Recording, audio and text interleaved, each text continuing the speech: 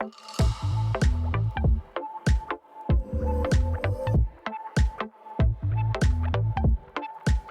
my friend. Welcome back to the Mindset Check podcast. I'm your host, Misha McKittrick. This is a podcast where we believe that as you take time for a mindset check, you have more power than you think you do. And where we also believe that you have the capacity to teach your brain to do hard things. Whatever it is that feels hard for you right now, you have the capacity to turn that around. That's what we're getting into today. Before we do, I wanted to thank our sponsor for this episode, Jump Sport Fitness. Jump Sport Fitness has a way of making fitness fun while also keeping you young.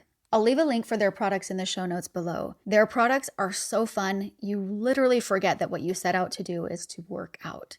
So check them out, and thank you so much, Jump Sport Fitness, for sponsoring this episode. All right, we are in season 3 of the Mindset Check podcast, really surrounding ourselves with all the reminders that help us to create an incredibly blissful state internally inside of us. And then we get to watch as the rest of the world around us, the outside, lines up to match what we're feeling on the inside. That's what this podcast season is all about. We're so glad that you're here with us. Let's jump into the podcast. All right, so how many of you get distracted when you're trying to get important things done?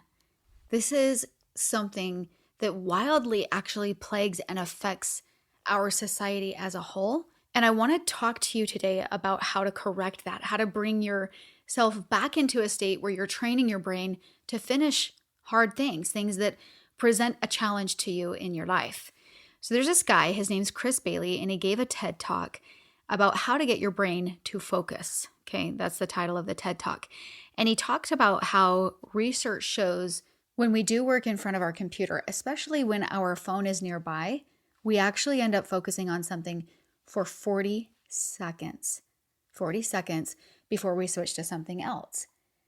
And the big problem around this is that our brains are actually wired to crave stimulation. And so our brains reward us with dopamine when we surround ourselves with novelty, new things, something else to look at, another email to check, a social media platform, just all these different things that I know you know what I'm talking about, right? And when we are surrounding ourselves with this, we're actually getting these hits of dopamine. And so we become addicted to this pattern versus being able to sit down and do really deep work and to accomplish things that really are challenging for us. Chris Bailey says, the state of our attention is what determines the state of our lives. If we are distracted in each moment, those moments of distraction and overstimulation build up to create a life that feels more distracted and overwhelming, like we don't have a clear direction. But when we become less stimulated, we make our mind more calm. We get the benefits of added productivity and focus and ideas and creativity, but we also live a better life because of it. So that's the research of Chris Bailey, and you can see that ultimately he is asking us to rid ourselves of distraction all the time so that our brain can kind of push that reset button so we're not constantly craving it and looking for things that are giving us those dopamine hits from just those short interactions of time. They actually create your attention span to be so small that it's difficult to read a whole book or to focus on whatever it is in front of you that you're actually trying to focus on.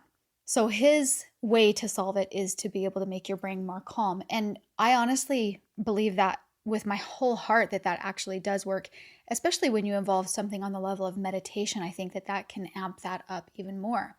But what I really want to talk to you about is creating a different pattern in your brain than the pattern that he's talking about.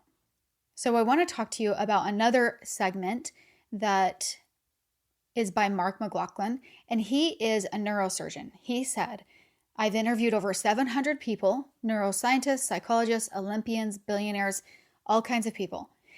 And he did this to be able to learn about future memory. He said that neuroscientists and surgeons can actually see when they look at images of a brain that the brain leaves tracks when people take on hard things and finish them. He says it leaves gaps in the brain, physical gaps when we take on hard things and we don't complete them. So I like to mesh these two ideas together, where we are actually in a society, in a world where we are being trained to be very distracted and to have very short attention spans, which also means that when we sit down to do something that takes a long time, we are creating a pattern of quitting.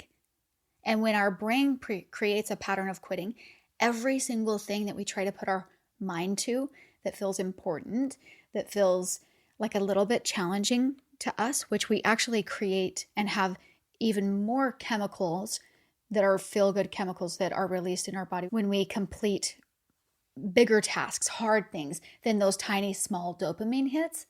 It's just really training ourselves in a different way. So these gaps that he's talking about that he can see, that neurosurgeons can see inside of our brain, really are those neural pathways. And they're not connecting together when we try to do hard things.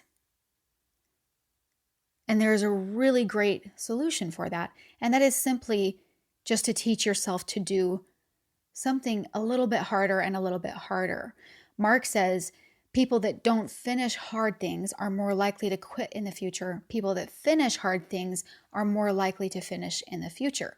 So this is what he's talking about with future memory and what he's learning about with future memory. He says the more that you complete, the more tracks your brain lays down and the more likely you are to be successful in the future.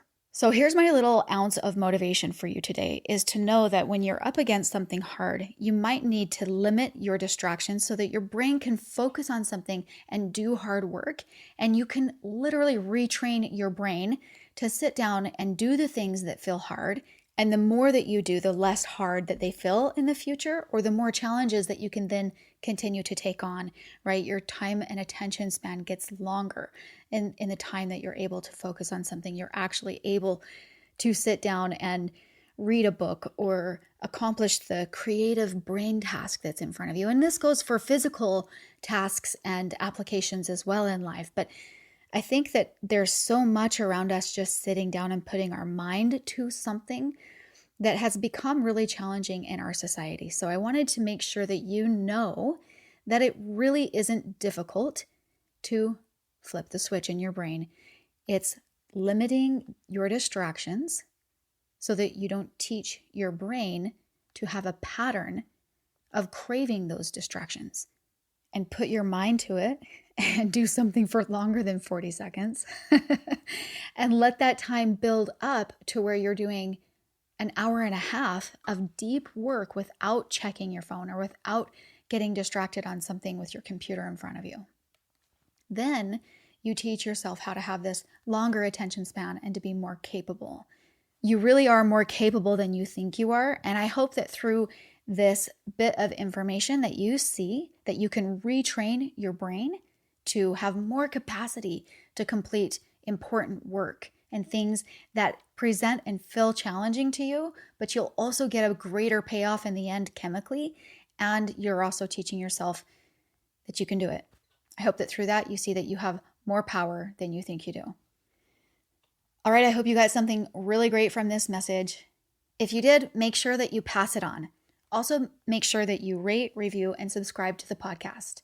It wildly helps the podcast to be suggested to others, and we cheer every single time over here at the Mindset Check when we get a new rating or a new review. Those reviews make or break a podcast. So if you haven't reviewed the podcast, I would really appreciate it if you do. And one last thing that I wanted to remind you about is when we complete hard things, we also bring about ourselves a different feeling inside of us. And that is the most important part of also finishing hard things, because then you feel accomplished and good instead of full of self-doubt and worthless feelings. And so retraining your brain and just giving yourself a little bit more of a challenge in this arena also helps you to reset the feelings and emotions you feel inside, which, as we know, completely create, alter, and affect your internal state. Until next time, my friend.